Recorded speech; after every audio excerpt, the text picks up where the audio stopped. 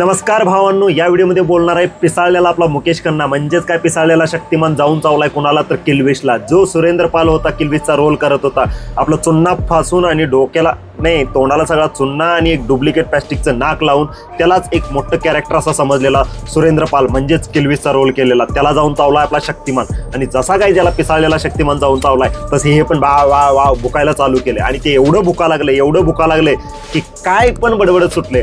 आता मी असं का म्हणा लागलोय कारण नुकत्याच झालेल्या एका इंटरव्ह्यूमध्ये तो म्हटला की मी जो किल्विश केला होता तो सगळ्यात जबरदस्त होता। हा होता, मान्य आहे की इथपर्यंत ठीक होतं, हे वाक्य बरोबरच आहे। तुम्ही मला म्हणशीला चांगलाच होता की त्याच्या पुढचं आहे का, त्याच्या पुढं काय म्हटलं माहिती आहे काय, आज या दुनियेमध्ये फक्त तो भारतात नाही म्हटला तर या दुनियेमध्ये असा कोण ऍक्टर नाहीये जो किल्विशचा रोल त्याच्या एवढा चांगला करेल।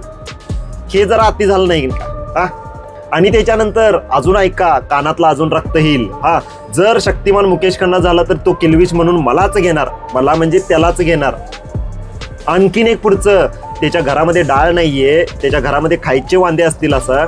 आता हे मी असं का म्हणा लागलोय कारण का ह्याला मार्वलवाल्यांच्याकडून थॅनॉसचा रोल ऑफर झाला होता। थॅनॉस अव्हेंजर्सच्या एंड गेम मधला थॅनॉस आपला तो रोल ऑफर झाला होता, पण यानं तो रोल काय केला, नाकारला। का नाकारला? यानं म्हटलं त्या थॅनॉस मध्ये ना मला ऍक्टिंग करण्यासारखं एवढं त्याच्यामध्ये अशी डेप्थ टाकण्यासारखं ते कॅरेक्टर नाहीये आणि माझ्याकडे डेट्स पण नव्हते। याच्याकडे थॅनॉसचा रोल करण्यासाठी डेट्स नव्हत्या, टाइम आणि डेट नव्हता।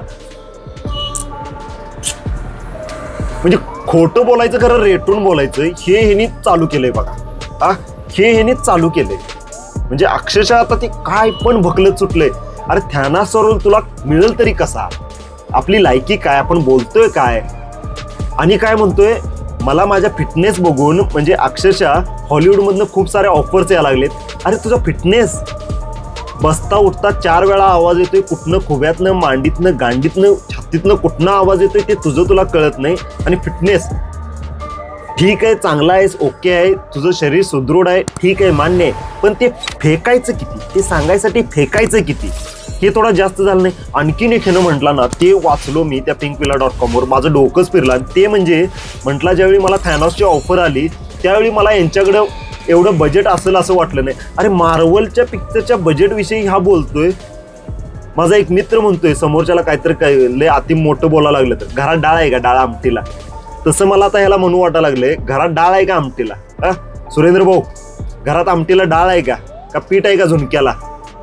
आणि तू मार्वलच्या बजेटबद्दल बोलायला लागलायस। अरे तुझ्या पिढ्या 7 पिढ्या 100 वेळा ती मार्वलवाली विकत घेतील आणि तू मार्वलच्या बजेटबद्दल बोलायला लागलाय, हे थोडं अतिच झालंय।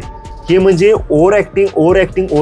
ज्यावेळी हे ऍक्टिंग आत्ता करायला लागल्यात त्यावेळी ऍक्टिंग केली असती तर ते बरं झालं असतं। अक्षरशः म्हणजे बारकी पोरं आम्हाला खोळ्यात काढायला लागल्यात की आम्ही ह्यांचा शो बघत होतो।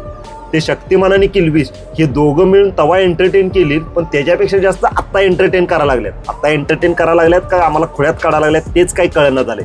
बाकी व्हिडिओ आवडला चॅनलला सबस्क्राईब करा, व्हिडिओला लाईक आणि शेअर जरूर करा।